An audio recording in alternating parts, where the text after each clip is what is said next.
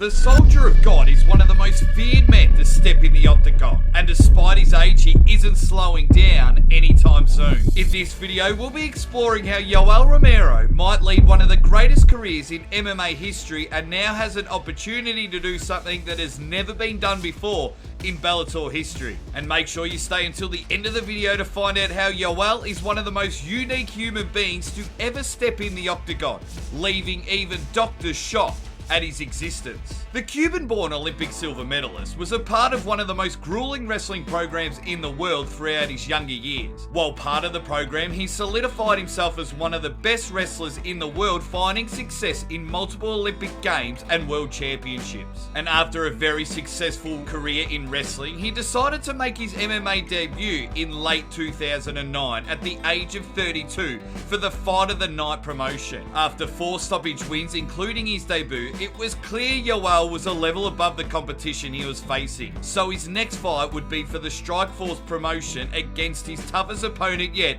in Rafael Cavalcante. Yoel would be handed his first loss in professional mixed martial arts by a brutal knockout 2 years after his initial debut. Despite the knockout, Yoel would still end up being signed to the UFC, making the choice to move down to middleweight from light heavyweight, and this is where he would go on his tear through the UFC middleweight division. Win after win, he tore through names such as Derek Brunson, Brad Tavares, Tim Kennedy, and Lyoto Machida, the majority through TKO or knockout, before facing Chris Weidman at the Madison Square Garden, where he would get his notorious flying knockout, earning him Performance of the Night and a title shot against the then champion Robert Whittaker. After a 5-round war between the two, Romero would lose by unanimous decision, but despite losing, the fear the name Yoel Romero struck in the hearts of middleweight still stood strong and haunted the active fighters. Yoel would have an opportunity to get a title back in his next fight against Luke Rockhold, but after missing weight, he was no longer eligible to win the title. So despite knocking out Luke Rockhold in the 3rd round, he didn't win the interim belt. Yoel would then face Whittaker again for the 2nd time a year later, but not unlike the first, Yoel would lose by decision, but this time split. Yoel would fight once more, this time against an undefeated opponent at the time in Paulo Costa, and the two put on an incredible performance as they went back and forth for 3 rounds, both fighters being knocked down and on the verge of losing at multiple points during the fight. Once again, however, Yoel would lose the decision. The current champion at the time, Israel Adesanya, then chose to face Yoel, leading to Yoel having another shot at the title and becoming champion. The fight would have been embroiled in controversy, however, and after 5 rounds, both fighters were under heavy scrutiny and Yoel would again lose by decision.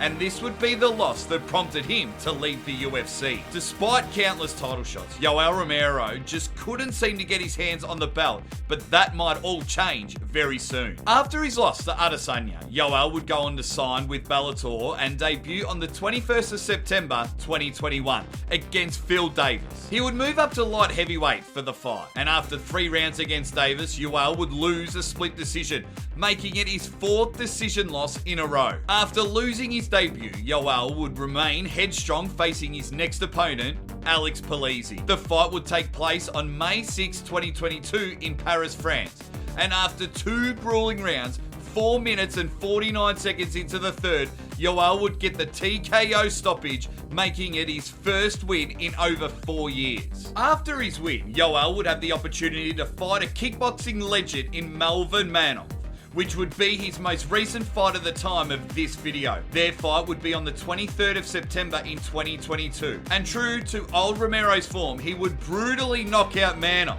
in the 3rd round. Yoel Romero is set to face the current Bellator light heavyweight champion Vadim Nemkov on the 16th of June in Chicago for a chance to win his first title in a major mixed martial arts promotion at the age of 46 years old, making him one of the oldest champions in Bellator history. And considering he started his MMA career at the age of 32, what Romero has been able to accomplish at his age has been nothing short of incredible. And that's not the only outstanding thing about the Soldier of God. But more about that in a second. If you want to be in with a chance of winning our monthly shout out, make sure to comment "I subbed" down in the description below and you'll be within a chance to win. Yoel Romero has been described by many as one of the boogeymen of of the UFC, from his stoic composure to his freak athletic ability. Yoel has one of the strangest predispositions for MMA you might ever see. Yoel is said to have been examined by a doctor, and upon examination it was revealed he had 4 times the eye tendon thickness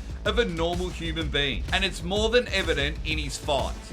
The Cuban is known for taking severe punishment during his fights and being completely unfazed by it. From repeatedly absorbing leg kicks from Adesanya to fight-ending head kicks and punches landed in by both Robert Whittaker and Paulo Costa, it's fair to say he has one of the best abilities to take punishments in all of mixed martial arts. Yoel Romero has been short of being UFC champion more times than you can count, but this time it might be Romero's last shot at a title, and that urgency might be what Romero needs to leave it all on the line and make Bellator history. Romero, just unable to catch a break in the UFC's middleweight division, leads us to believe perhaps this is when Romero is finally able to get it done and win a championship title. As usual, thanks for watching, and let us know your opinions on the upcoming title fight between Romero and Nemkov in the comments below. Goodbye.